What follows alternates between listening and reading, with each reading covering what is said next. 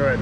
All right, so the sock here has a bunch of stuff in it, as you can see, and that's why we're not getting fuel sucked up into the pickup right here and running through the filter into the pump because of this. This Oh my God. is not supposed to be in there at all. So Oh my God. that right there is what ruins your car. Luckily for this guy, most of it shouldn't have made it into my intake. Look at that. Are you kidding me? Hang on, there's still some more in there. What is it? This is just a bunch of stuff that was in the tank, like trash and old rust from before I got the car, and it sat for 5 to 6 years with half a tank of gas in it.